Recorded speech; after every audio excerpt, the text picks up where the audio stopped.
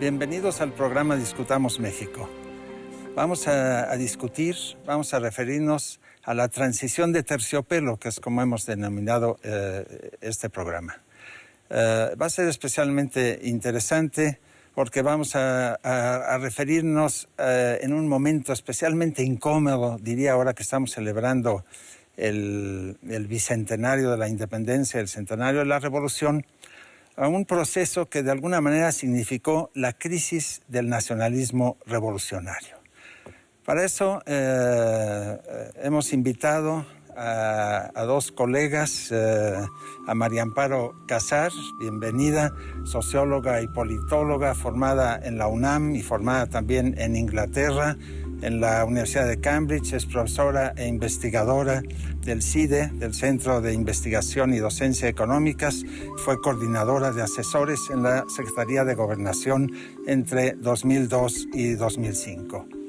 Tenemos también a José Woldenberg, sociólogo también, profesor de la Facultad de Ciencias Políticas de la UNAM, formado ahí mismo y ha sido miembro muy destacado del PSUM, del PMS y en la primera etapa en el PRD también. Fue consejero presidente del IFE en una etapa verdaderamente crucial y acaba de publicar el libro El desencanto, sus memorias y reflexiones políticas. Bienvenidos. Vamos a iniciar esta discusión, esta conversación. Y me gustaría iniciar tratando de que definamos, así sea muy brevemente, qué ha sido esta transición. El nombre ha corrido, todo el mundo está de acuerdo que estamos, o por lo menos estuvimos hasta hace poco, en una transición. Hay muchas respuestas y muchas definiciones. Podemos posiblemente estar de acuerdo que hubo una importante erosión del sistema autoritario, basado en la hegemonía de un partido oficial del PRI, pero no estamos todavía seguros cuándo empezó esta transición. Empezó en 1988, empezó en 1996. Sabemos desde luego y posiblemente estamos de acuerdo en que en la importancia del sufragio efectivo, ahora sí vigilado por una instancia autónoma e independiente, y desde luego pues la evidente alternancia de partidos en la presidencia y en varios gobiernos estatales. Sabemos que una parte del descontento que hay, porque hay un trasfondo de descontento, proviene, María Amparo, de que en la nueva situación no se ha logrado concretar una reforma del Estado. Yo te preguntaría si esta ausencia determina o matiza tu definición de la transición. Para ti, ¿qué es la transición? No la matiza el hecho de que no haya habido una reforma política, si es que nos ponemos de acuerdo entre nosotros tres qué quiere decir una reforma del Estado. El hecho claro es que, en efecto, este proceso que llamamos la transición en México no concluyó o no tuvo o no inició tampoco con un nuevo pacto constitucional, y muchas veces pensamos que la transición de un régimen a otro tiene que culminar o en algún momento tiene que tener un nuevo pacto inscrito en una constitución, porque lo vemos en otros países. En el caso de México, ¿dónde situar el inicio de la transición, Roger?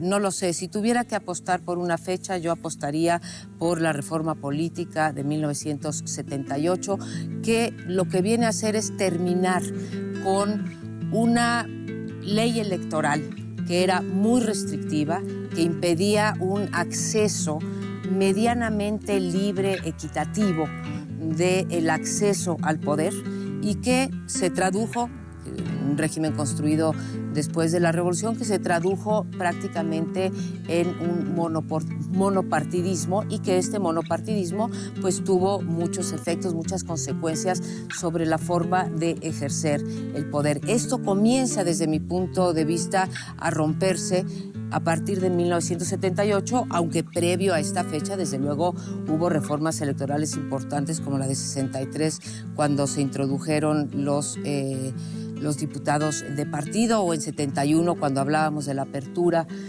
política cuando el presidente Luis Echeverría. Pero ahí situaría yo, porque se abre eso que algunos autores han llamado el libro de los registros. Se permite que entren otras fuerzas políticas a competir en una arena que desde luego no fue desde sus inicios como es hoy. Hoy creo que podemos hablar de elecciones libres, limpias, competitivas, en donde se hace presente ese principio de la democracia de un ciudadano, un voto.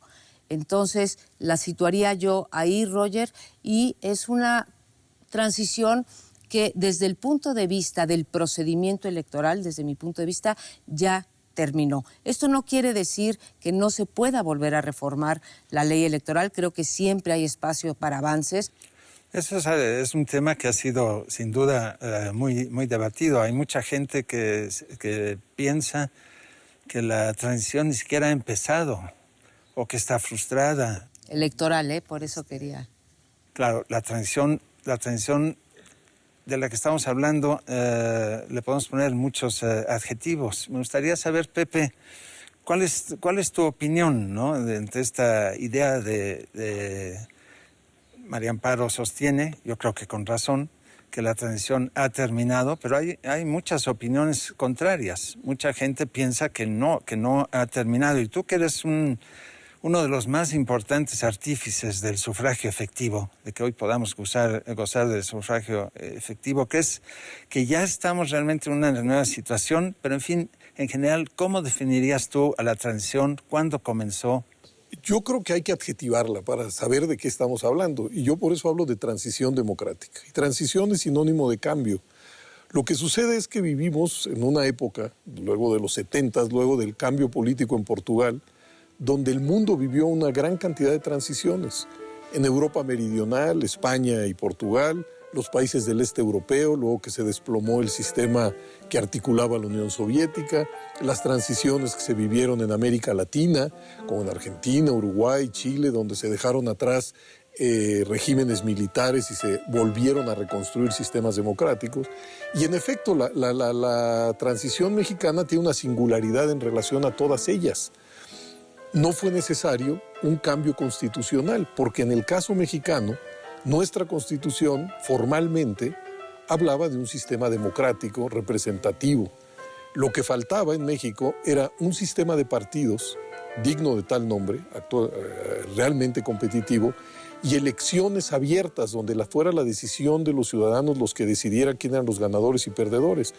Y estoy convencido que entre 1977, coincidiendo con Amparo, y 1997 fuimos capaces como país de desmontar un sistema autoritario y construir una germinal democracia. De tal suerte que también la transición no es una transición al paraíso, es simple y sencillamente una transición hacia una forma de gobierno distinta a la anterior.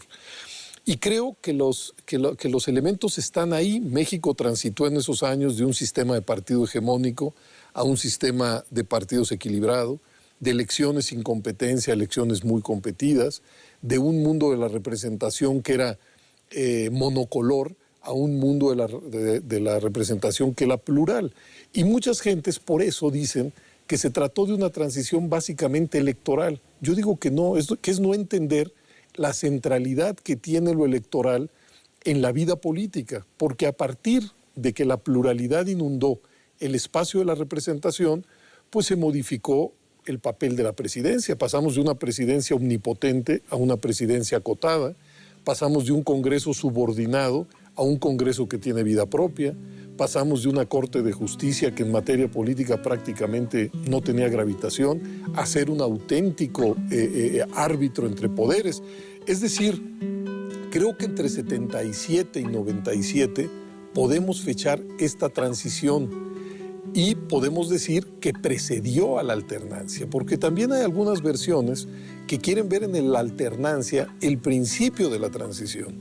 Pero hombre, yo me pregunto, ¿cómo podemos explicar que en unas elecciones se haya dado lo que no se dio en 70 años, en unas elecciones a la presidencia de la República, si antes no se había modificado de manera sustantiva las normas, las instituciones y las relaciones políticas?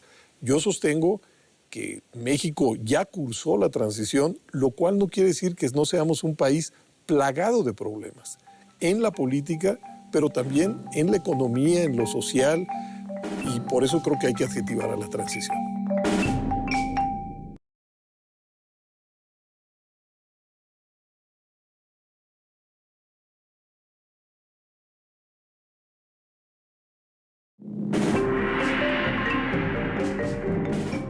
Eso es un tema que ha sido sin duda muy debatido. Hay mucha gente que piensa que la transición ni siquiera ha empezado o que está frustrada. Yo sostengo que México ya cursó la transición, lo cual no quiere decir que no seamos un país plagado de problemas en la política, pero también en la economía, en lo social, y por eso creo que hay que adjetivar a la transición.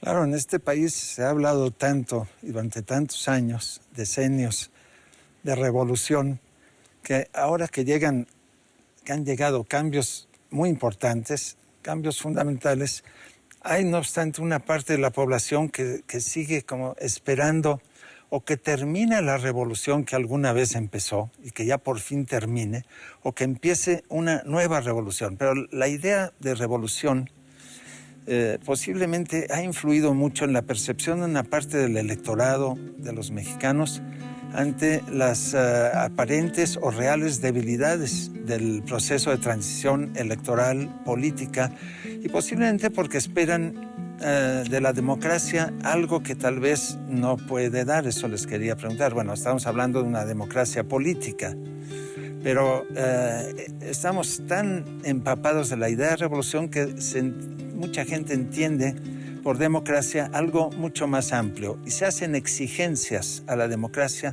que posiblemente como sistema político no puede dar. ¿Qué opinas, María Amparo? Estoy absolutamente de acuerdo, creo que hay una gran confusión.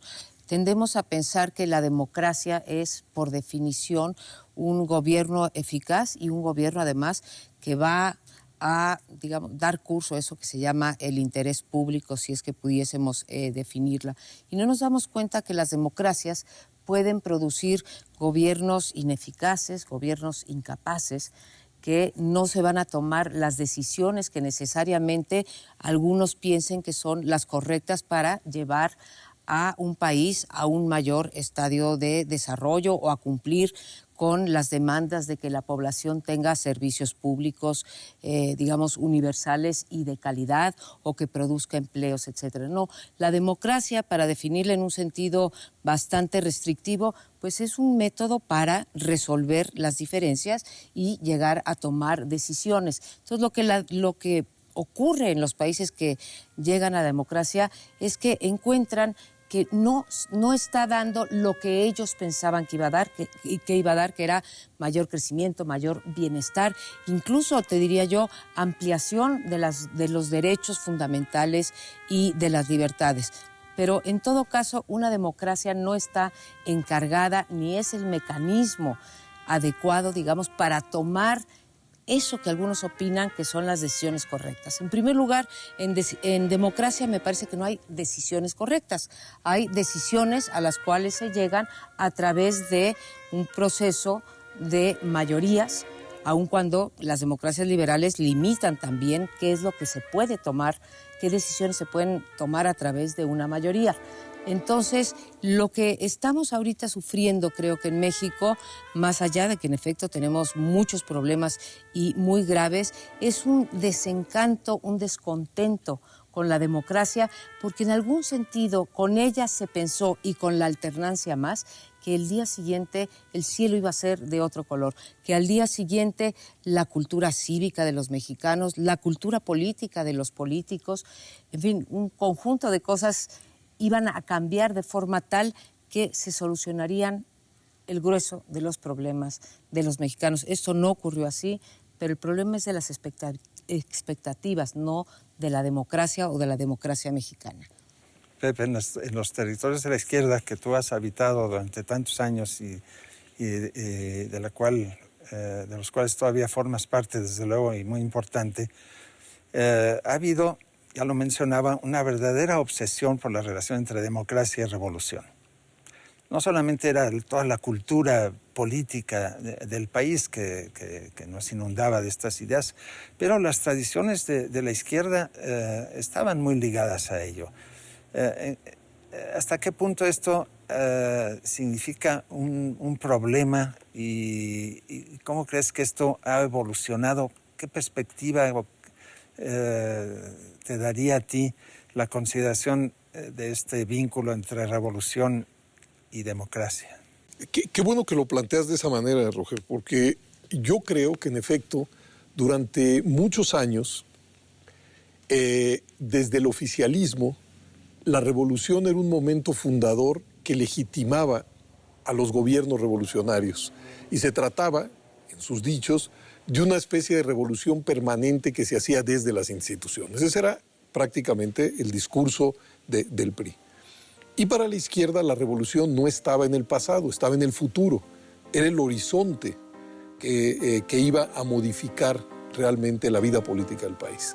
Y lo que sucedió fue precisamente un cambio que no es revolucionario, sino una transición, un cambio gradual, pactado, a través de reformas sucesivas y, por supuesto, que en ese sentido es antiepopéyico de cara a expectativas revolucionarias.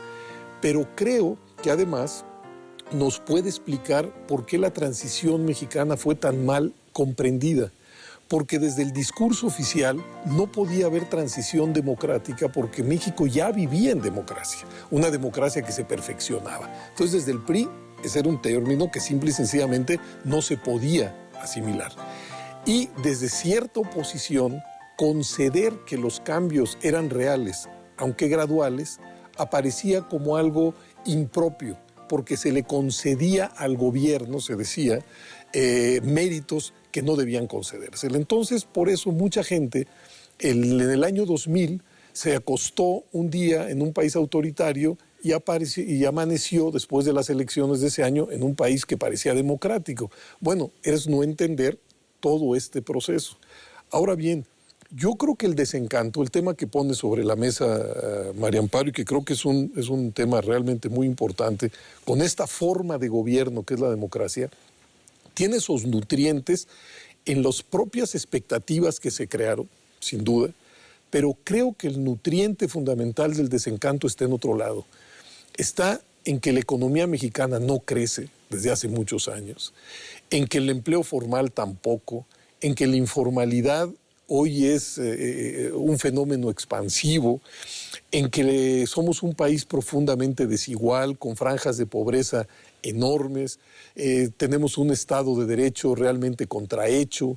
De cualquier forma, a mí me sigue asombrando que no se haya desarrollado en México un orgullo por el proceso de transición y especialmente un orgullo por estas facetas que aquí hemos denominado de terciopelo, es decir, los elementos pacíficos de negociación, de pactar, de tolerancia, que de alguna manera son elementos muy importantes de esta transición. Y sin embargo, no celebramos suficiente este hecho, no tenemos orgullo por nuestra transición democrática.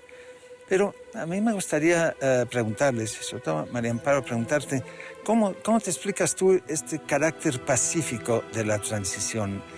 ¿Querría ello decir que las instituciones que ya existían, desde luego, aún sin reformas que estamos esperando que ocurran, estas instituciones proporcionan una base sólida para mantener la legitimidad y la gobernabilidad? ¿Son suficientes para legitimar la transición o aquí algo nos está faltando? Roger, esta idea de terciopelo, de una transición de terciopelo sin conflictos sociales, digamos, importantes, no que no los haya habido en estas 2 décadas, pero sin conflictos sociales que llevaran a la necesidad o a la voluntad de represión. ¿Y cómo no tenemos un orgullo por ella? Quizá tiene que ver otra vez con esto que decimos, que llevamos pues más de una década, bueno, casi 2 décadas, prácticamente sin crecer o creciendo unas tasas muy bajas. ¿Por qué no celebramos? Yo creo que sí deberíamos de celebrar que pudimos transitar a una mayor participación, hacer realidad la idea de un ciudadano, un voto, hacer realidad los pesos y contrapesos, haber terminado con una presidencia autoritaria y haber hecho todo esto por la vía de los pactos y ahora sí que sin disparar ningún balazo.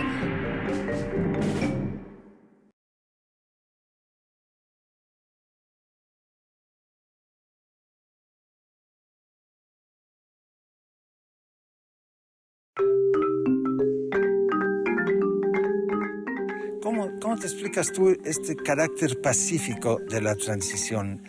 ¿Querría ello decir que las instituciones que ya existían, desde luego, aún sin reformas que estamos esperando que ocurran, son suficientes para legitimar la transición o aquí algo nos está faltando? Yo creo que sí deberíamos de celebrar que pudimos transitar a una mayor participación, hacer realidad la idea de un ciudadano, un voto, hacer realidad los pesos y contrapesos, haber terminado con una presidencia autoritaria y haber hecho todo esto por la vía de los pactos y ahora sí que sin disparar ningún balazo. Claro, yo considero que es un tema muy importante porque ante esta argumentación con la cual yo concuerdo, hay muchos que piensan que si hay paz y se ha logrado evadir la violencia es debido a que nada ha cambiado o que ha cambiado muy poco. ¿Seguimos acaso hundidos en una especie de pax priista? Pepe, ¿tú qué dirías ante esto? ¿Y por qué? ¿Cómo responderías a la pregunta? ¿Por qué no has asomado la cabeza de manera importante el famoso y tan mencionado México bronco? Bueno, cuando se dice que la transición fue pacífica, que fue negociada, se está diciendo una verdad.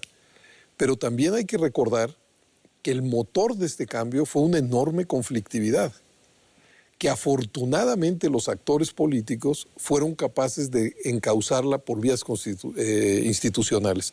Trato de explicarme. Yo creo que uno de los jalones fuertes de la transición fueron las elecciones de 1988. Unas elecciones donde ni las normas, ni las instituciones, ni nadie estaba preparado para procesar con limpieza esos resultados. Entonces, 1988 fue una muy buena noticia.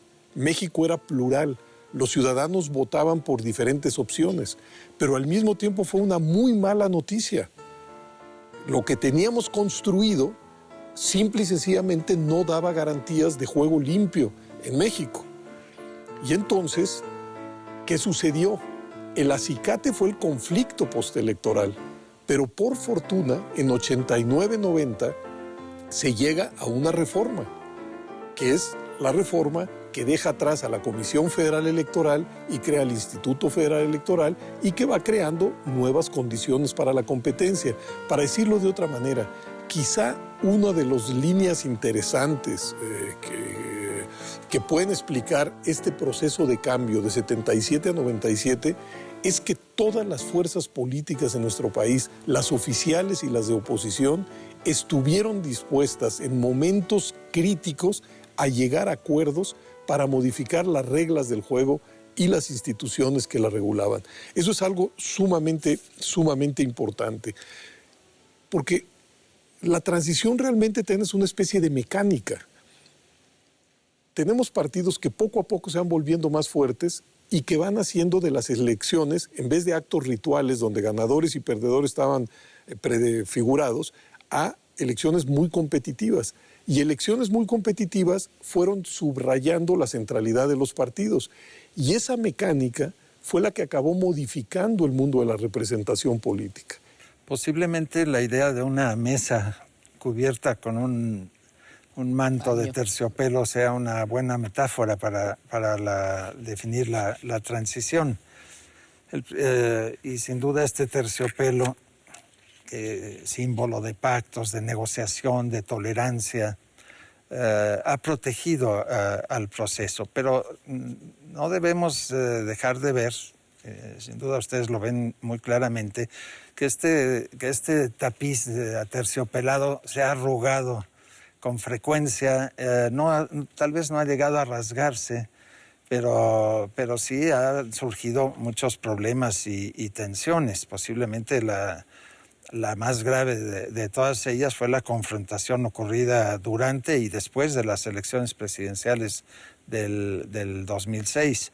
María Amparo, ¿cómo interpretas tú estas tensiones, esta parte ya no tan suave del proceso de transición? Hay tensiones, como señalas, Roger. Creo que todavía no han llegado, y espero que no lleguen, de hecho, a un punto de no retorno. A mí me parece irresponsable, precisamente, y regresando a la pregunta, digamos, del bloque anterior, que una de las cosas que tendríamos que celebrar es que pudimos hacer una transición como la que hicimos sin tener, como tuvo la Revolución Mexicana, 1 millón de muertos. Ahí a mí me parece que ya no es una cuestión de cambios en los marcos institucionales.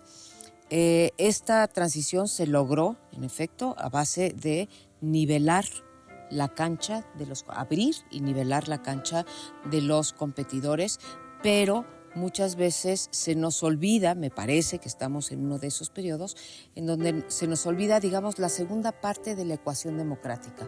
Una es tener pluralidad, pero esa pluralidad conlleva negociación. Una cosa es hacer efectivos la división de poderes, pero la división de poderes exige formación de alianzas y cooperación, otra vez. Tener órganos autónomos y ramas de poder que sean independientes conlleva una conducta por parte de la sociedad y de los grupos políticos a aceptar las decisiones emanadas de esos órganos autónomos o de esos poderes que hoy concebimos como independientes. Entonces, mencionabas tú el 2006 y los conflictos que se suscitaron previos a la elección y posteriores a la elección. Bueno, pues ahí mi opinión es que no hay marco institucional que aguante una conducta, digamos, antidemocrática o una conducta, para ponerla de otra manera, que no acepte las resoluciones, los fallos, las determinaciones de esas instituciones que precisamente acordaron todos los partidos que serían las encargadas de dirimir los conflictos. Así, pues, me parece que la Pax Democrática, la estabilidad, la consolidación de nuestra democracia requiere, sí, sin duda, de algunos cambios institucionales, como se mencionan ahora en la reforma del Estado, pero también de tomar las decisiones correctas, y por correctas entiendo estas que lleven a la satisfacción de las demandas ciudadanas y por tanto un aprecio de la democracia, al convencimiento de que a través de los métodos de la democracia podemos llegar a tener estas decisiones, y sin duda a la disposición y a la tolerancia de los actores políticos a negociar, a pactar, a ceder para que estas decisiones se puedan tomar. No obstante, en el 2006 muchos intentaron jalar el mantel aterciopelado de la mesa de negociaciones, de la mesa democrática. ¿Acaso estuvieron a punto de lograr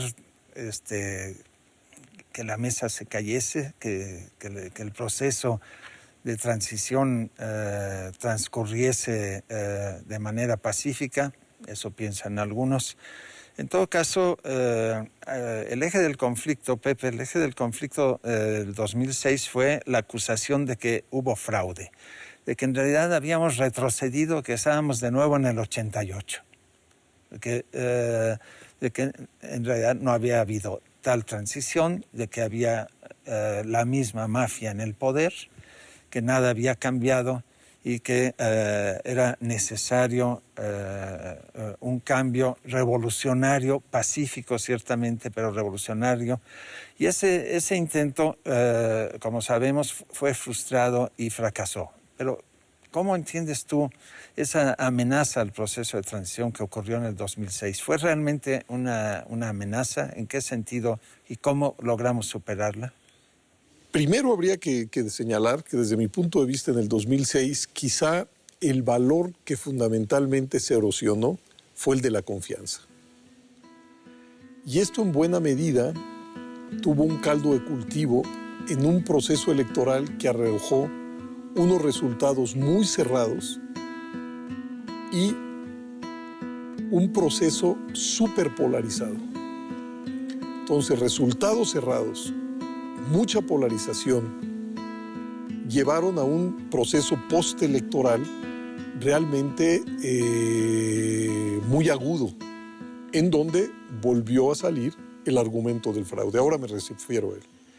Pero antes de eso, quisiera señalar que ninguna de las fuerzas políticas involucradas en ese proceso postelectoral, enfrentadas, ha abandonado el marco institucional para seguir haciendo política.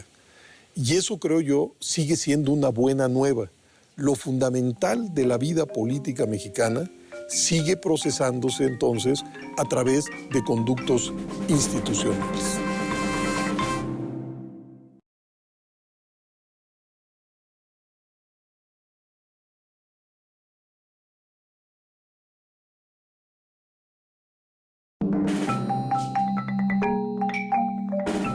Ahí a mí me parece que ya no es una cuestión de cambios en los marcos institucionales. Esta transición se logró, en efecto, a base de nivelar la cancha, abrir y nivelar la cancha de los competidores. No obstante, en el 2006 muchos intentaron jalar el mantel aterciopelado de la mesa de negociaciones, de la mesa democrática. Que ninguna de las fuerzas políticas involucradas en ese proceso postelectoral, enfrentadas, ha abandonado el marco institucional para seguir haciendo política. Y eso, creo yo, sigue siendo una buena nueva. Lo fundamental de la vida política mexicana sigue procesándose entonces a través de conductos institucionales. Ahora bien, el eje del conflicto postelectoral, en efecto, fue la presunción por parte de la Coalición por el Bien de Todos de que se había cometido un fraude. Han pasado 3 años y, sin embargo, esta aseveración simple y llanamente no se ha podido probar y creo que no se podrá probar. Y hay algunas, me baso en lo siguiente, en cómo la propia coalición fue modificando su versión de cómo había sucedido el supuesto fraude. Primero fue que había perdido 3 millones de votos y a los 2 días o al día siguiente el Instituto Federal Electoral aclaró que esos votos no estaban perdidos, sino que estaban en un archivo especial del PREP. Luego fue la versión de un algoritmo en el programa de resultados electorales preliminares que pues, igualmente acabó por ser una versión absolutamente fantasiosa. Luego estuvieron las versiones de por qué las curvas del PREP y las curvas del conteo que se inicia el miércoles en los consejos distritales no eran similares. Pues igualmente porque las variables que actúan sobre uno y sobre otro son distintos. Pero más allá de eso, el dato político relevante es que según encuestas, 1 de cada 3 mexicanos sí cree que hubo fraude. Y ese es un tema al que no se le puede dar la vuelta. Y por eso insisto, si el número de mexicanos es tan alto, el que piensa que hubo un fraude, pues no tenemos más que los instrumentos de la política para modificar las normas que se juzguen convenientes, para reforzar a las instituciones que son encargadas del proceso electoral y todas aquellas medidas que vuelvan a dar garantías a todos los competidores de que el proceso es abierto, es libre y que es el voto de los ciudadanos el que decide quién gana y quién pierde. Yo creo que esto nos lleva a un asunto muy complejo, muy complicado, muy difícil de enfrentar, que es el del carácter de las instituciones y sobre todo de los partidos políticos, de las fuerzas políticas en juego y también el carácter de la clase política que gobierna o que quiere gobernar y que forma parte de la élite. Tenemos estas instituciones, hay una serie de reglas, hay una serie de leyes, aspiramos a mayores transformaciones, es cierto, pero está faltando algo que realmente cobije. Yo no sé si el proceso de redondear la transición o los primeros pasos de una nueva época. Pero en todo caso hay lastres importantes y que ahora es cada vez más difícil ubicar en las instituciones. Yo te preguntaría, María Amparo, ¿de dónde vienen esos lastres? ¿Acaso es la cultura nacionalista? Porque hemos señalado, tenemos instituciones, hay una legislación bastante adecuada, pero hay algo que está trabado realmente, ¿no? Y que no está funcionando. Una pregunta muy difícil porque, en efecto, muchos de nosotros fuimos formados, y yo creo en ello, en el poder de las instituciones para arrojar incentivos y que la clase política o los ciudadanos se comporten de acuerdo a esos incentivos. Me parece, ahora que está tan de moda hablar de la reforma política del Estado, de la reforma de las instituciones, que desgraciadamente la clave no está allí. Se pueden, insisto, mejorar la reelección, ¿sí? Que me parece una buena medida. Esto que se llama la iniciativa preferente, la iniciativa ciudadana, las formas de participación directa, en fin, podemos moverle por allí. Pero mientras no tengamos un conjunto de fuerzas políticas que, en un caso, y como bien dice Pepe, a raíz del 2006, ninguna decidió salirse a actuar fuera de los cauces o de los marcos institucionales, dijiste, Pepe. Bueno, pues que estas mismas fuerzas políticas acepten que no se están tomando un conjunto de decisiones que necesita este país, tanto en el ámbito político como en el ámbito económico, Roger. Entonces, te diría, en resumen, arreglar el marco político más que estas instituciones para generar la confianza que reclamaba Pepe, y en el ámbito económico generar ese crecimiento, ese empleo y sobre todo esa justicia social que sigue siendo un gran pendiente, con el fin de revalorar la democracia y hacer de un país más justo. ¿Cómo necesitamos ese cambio en el comportamiento de la élite política? Diría ser que esto nos lleva hacia temas referidos a la transición cultural, a problemas de civilización.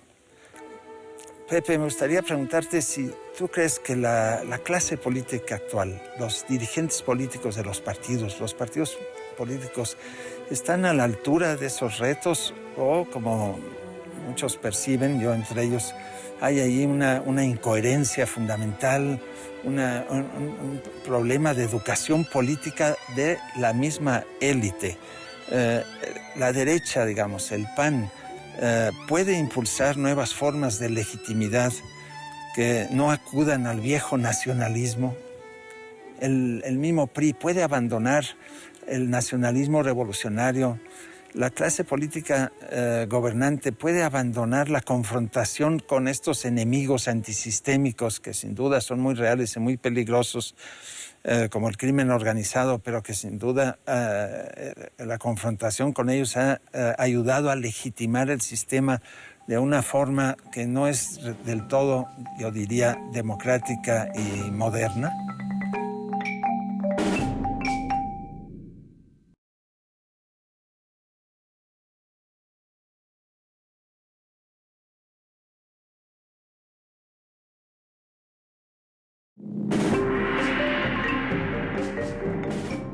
Yo creo que la Constitución, como está en su parte de forma de gobierno, puede mejorarse sin duda.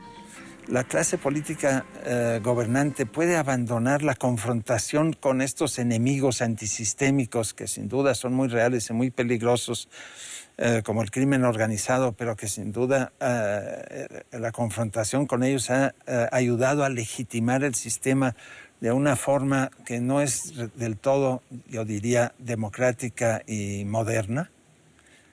¿Cómo ves ese reto? Bueno, yo creo que en efecto la transición cultural, siguiendo el término que acabas de acuñar, es más lenta, tortuosa y complicada que la modificación de normas e instituciones.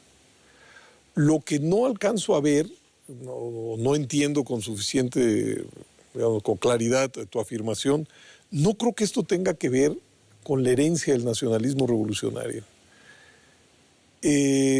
Tengo la impresión que nos cuesta trabajo asimilar la idea de que México es una sociedad plural, que esa pluralidad es un capital del país y que estamos obligados a aprender a vivir y a convivir en esa pluralidad.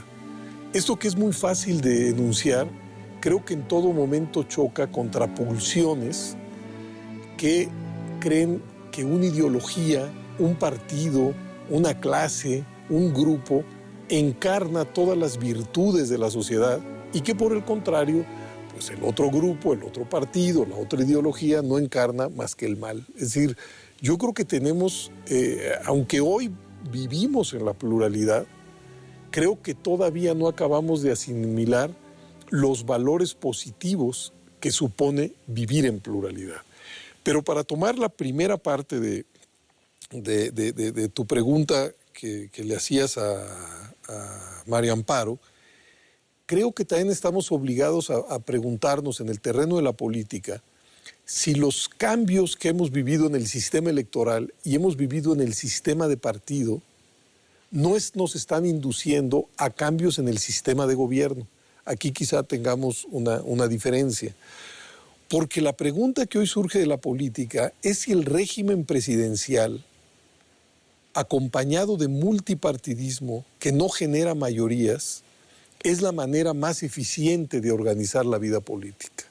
Y si no ha llegado el momento de preguntarnos, por lo menos preguntarnos, si no se requiere un cambio en la forma de gobierno más acorde a esta pluralidad. Pero bueno, eso en el terreno de la política. Pero sobre todo, déjenme volver a esto, donde creo que más falta hacen las transformaciones es en el espacio que nos permita ser una economía que crezca, que genere empleo formal, que abata las desigualdades, que realmente pueda combatir la pobreza. Yo ahora les quisiera preguntar, retomando lo que acabas de decir, Pepe, ¿cómo podríamos ubicar el centro de la discusión en estos momentos, ¿no? A final de la transición, a comienzos de una nueva época? ¿Cuál es el principal tema de la agenda política hoy? ¿Es acaso el tema del narcotráfico? ¿Es un tema esencialmente de política institucional? ¿Es, como sugieres, Pepe, la economía?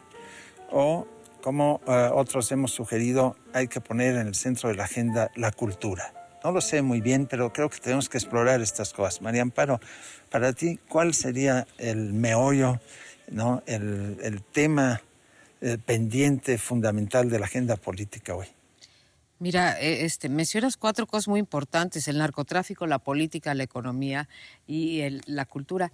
Mira, yo cuando pienso en lo de los gobiernos, el gobierno entendido como el Ejecutivo y la Administración Pública Federal, y gobierno en un sentido más extendido que también involucra a el Poder Legislativo y al Poder Judicial, a mí me parece que el gran pendiente es que tenemos que gobernar y legislar, como yo llamo, para la prosperidad. Para mí ese sería el punto central. Prosperidad entendida también, como lo dije y también lo ha reiterado Pepe, con justicia social, acabando estas grandes desigualdades. En ese sentido, más que una reforma política, a mí me parece que a este país lo que le hace falta es una reforma del poder, porque mucho hablamos de los políticos, pero no hablamos de eso que coloquialmente se llaman los intereses o los poderes fácticos, pero de la misma manera que tenemos muy concentrada la riqueza, tenemos muy concentrado el poder político en el sentido del poder que pueden ejercer estos grupos ¿sí?, que tienen mucha fuerza, que tienen mucho poder, que tienen muchos recursos para influir en la agenda de gobierno y en la agenda legislativa. Y como no puedo priorizar entre las 4 cosas que tú me mencionas, creo que uno de los vicios de la política mexicana que tenemos que terminar y que lo oímos casi todo el tiempo en boca de nuestros legisladores es que no se puedan hacer todos estos trabajos de manera simultánea. Estas cosas que nos dicen los legisladores es que ahora no podemos tocar la reforma política porque vamos a tocar la fiscal, ¿sí? No podemos contaminar o no podemos hablar de las reformas necesarias porque tenemos las elecciones encima de un año eminentemente electoral. Me parece un absurdo. Un gobierno, entendido en este sentido lato, tiene que ser capaz de caminar en estas 4 pistas que tú mencionas. Ahora, si me fuerzas, Roger, y me pones una pistola aquí, sí, me parece que lo que hay que apostarle es precisamente al crecimiento de la economía. Nos podríamos preguntar, Pepe, entonces, ¿es posible realmente a un relativo corto plazo un nuevo modelo centrado en el bienestar, en volver de alguna manera al estado del bienestar, a volver a poner realmente eficientemente en el centro el tema de la igualdad? ¿Qué condiciones necesitamos para llegar a una situación así? No sé si sea posible, pero es necesario.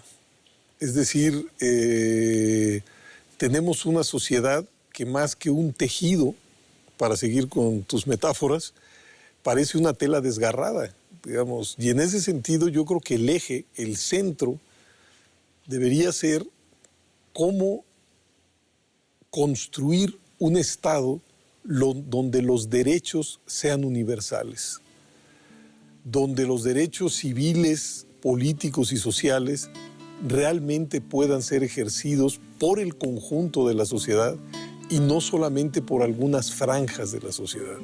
Yo creo que lo que más lastima y lo que más gravita sobre incluso los malos humores públicos sociales tiene que ver con estas profundas desigualdades, insisto y vuelvo al principio, donde algunos pueden ejercer con creces sus derechos y la inmensa mayoría de la población tiene derechos disminuidos.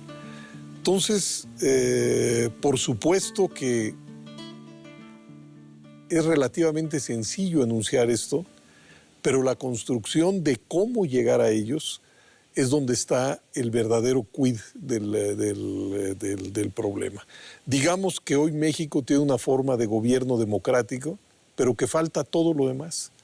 Y todo lo demás es cómo construimos un Estado constitucional, democrático, en donde los derechos puedan ser ejercidos, ¿no? Pues vamos a dejar estas preguntas a que nuestros espectadores, los que nos han seguido nuestras discusiones y reflexiones, pues contesten, piensen en ello. Sin duda, estamos ante una transición aterciopelada.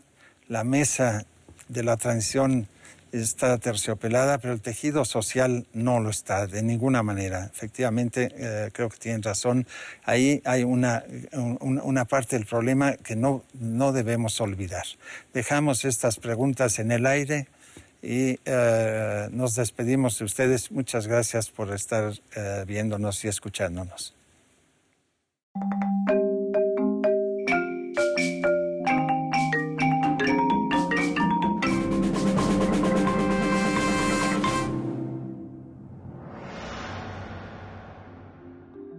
El verdadero encargado de la transición democrática en México a lo largo de 30 años fue lo que hoy llamamos la partidocracia. Los partidos se necesitan, pero creo que necesitamos ir hacia un cambio en el comportamiento y en la estructura de estos partidos. Pero no hubo lo que esperábamos, tanto porque se esperaba demasiado de la democracia, como porque quizá en estos primeros gobiernos formalmente ya democráticos o producto de la democracia, pues también se quedaron cortos en mucho de lo que la gente esperaba. Es decir, no solo no ha empezado la consolidación, sino que no ha terminado la transición.